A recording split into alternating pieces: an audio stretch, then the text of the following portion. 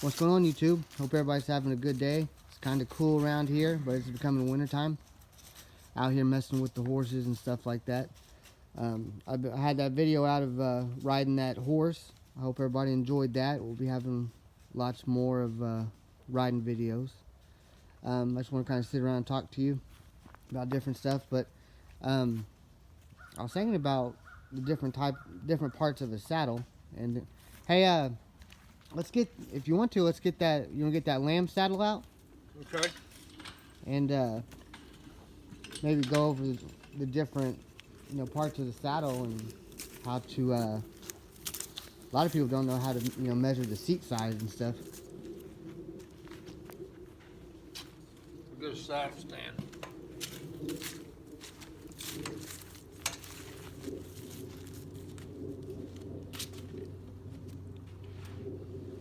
Yeah, I think it'll be a good topic to go over.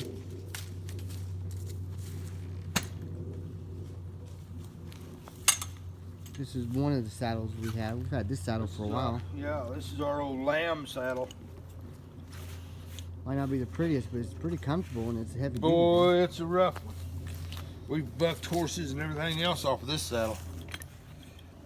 This saddle's been flopped down on, rolled over. Horses rolled over on it. This thing is It's always good to have more. humdinger for as old as it is.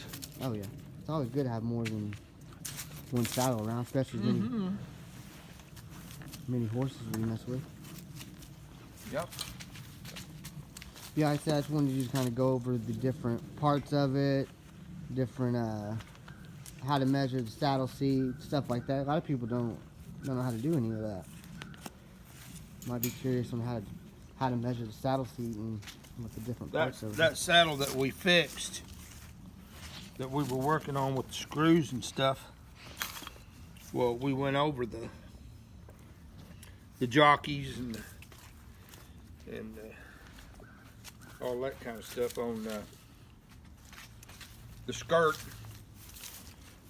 Like being the main skirt, this being the main skirt right here, or under here is the main skirt, the whole entire saddle, main skirt, and then of course here's your second skirt up here, which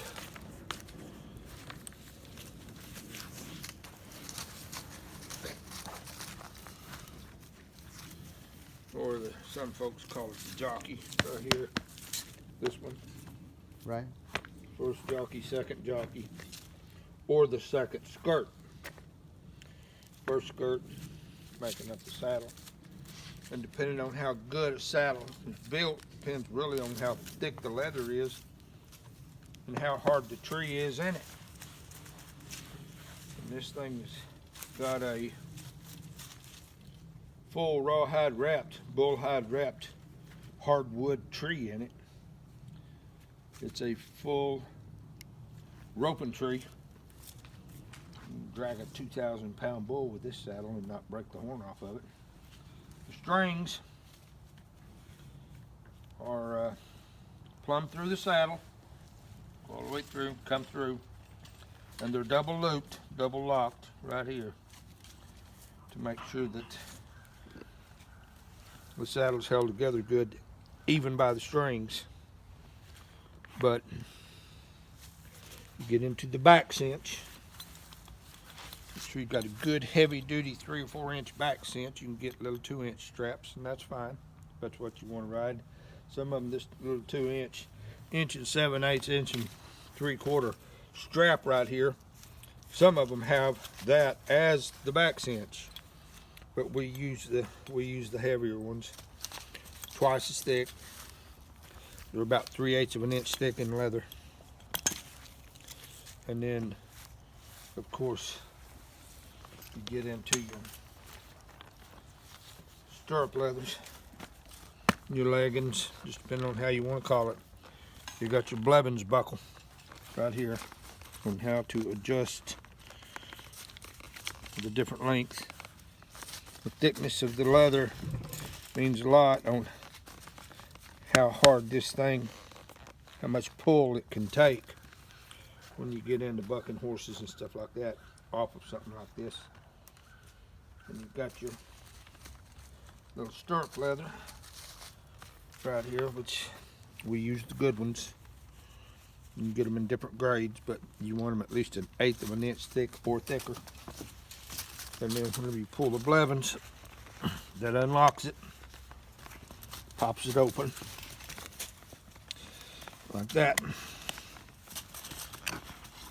and you can release it. There's the blevins. That is And just ours- the stirrup. Our saddles are equipped with blevins buckles. And that drops the stirrup. And then you get your wrought iron stirrup. This is all steel inside. And steel here, steel inside, leather wrapped for really good. And there's different kinds Strength. of stirrups. These are called ox bows. Then you have, there's different styles, but I like this kind because I can lock my foot in there. We put them pretty much on all the saddles. They're easy to get in, and you get in trouble, they're easy to get out of.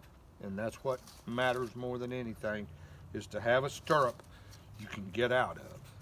If you got a stirrup and your boot is rubbing the side, you kind of have to force your boot in, you can really run into some trouble.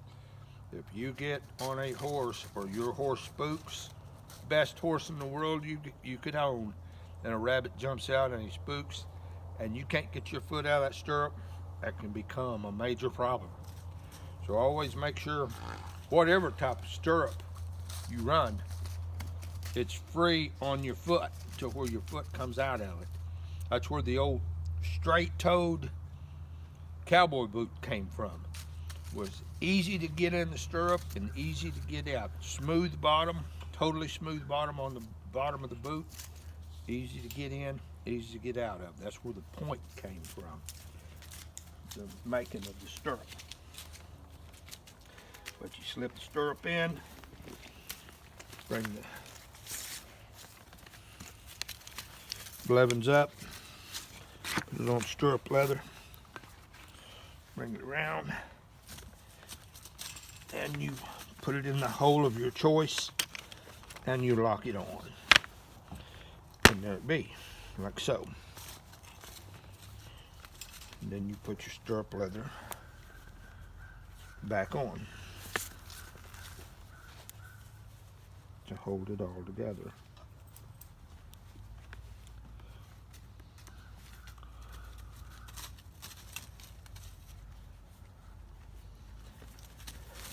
Goes back on just like that. No problem. Now what about when it comes to the saddle seats and stuff? Okay, this is the cantle. That's the cantle of the seat, the back rim. Some of them are thin, some of them are wide, some of them are tall, some of them are slanted, some of them are straight. The cantle is the strength of the seat when you're sitting on it. It is holding the saddle tree. And this is the strength of the seat where you sit on. But this has nothing to do with the measurement of a seat. This up here is your pommel. It's called a pommel. Some people call it the swells. This is the swells. You can get them thin, you can get them wide, you can get them wider than this. Get them tapered, down, just all different kinds on the swells. But whenever it comes to measuring the seat, well, measure from here, here, there, or wherever doesn't make any sense. The measurement of a seat comes from the part of the seat you sit in. So, when you got this, here's your pommel, here's your swells, or back in the old days, this is called the horn fork. This is the fork that's built into the tree that holds the horn. So this is originally the old horn fork. So you measure from the bottom of the horn fork, because this is as far as you can go forward. No reason to be measuring over in here anywhere. Bottom of the horn fork right there, back to the rim of the seat right here. There's no reason to measure back here because you don't set back there. You don't set back here, you don't set back here. You measure to the rim where you set. You hit that, you hit this, measure right there. This is 15 1/4. This saddle is considered 15 inch. This is a 15-inch saddle. And a lot of people, like me, I weigh 200 pounds. And this 15-inch, people say, well, you know, 16, 17, 200 pounds, got to be riding a 16 or 17.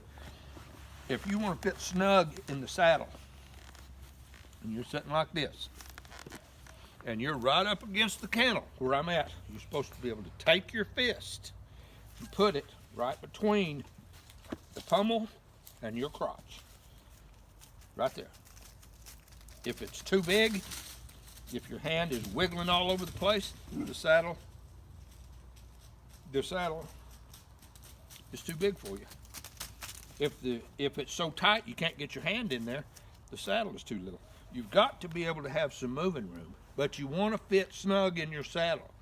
Everybody says, well, you know, a man rides a 16-inch saddle. No, they don't either. They don't either. This is a 15-inch saddle. My hand fits right in there. I have plenty enough room to move forward and backwards, sitting on the cantle. I fit this particular 15-inch saddle just fine.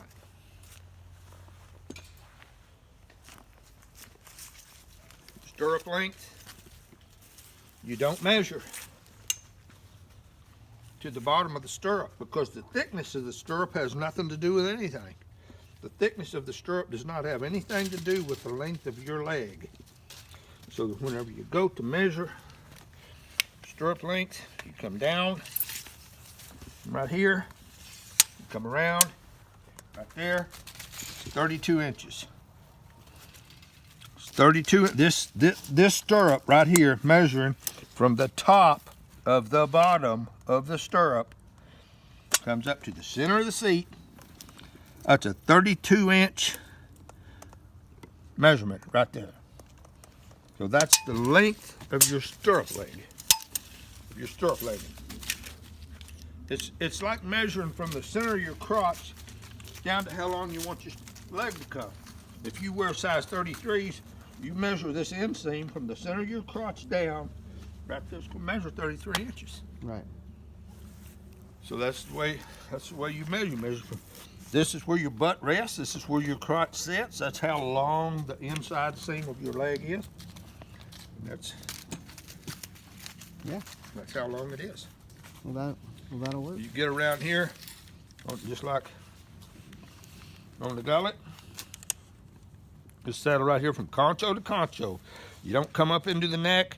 You don't come up any higher or do nothing. You go from concho to concho inside the saddle. This saddle measures right there from concho to concho. It measures 7 inches. This saddle is made for full quarter horse. And the reason we have it is our horses are full quarter. We have nothing against anybody else's horses, any other brand, any other type of horse, but we've owned full quarter horses our whole entire life. I was born and raised with horses, and Jared was brought up with them too. And we've been cowboys our whole life, and we've been around this type of thing for I don't know when. But the angle of the way that the saddle sets on a horse means everything. To get into your full quarter and semi-quarter horse bars again, like I think we got another tape out with that on there. But it has to be adjusted to the width of the horse.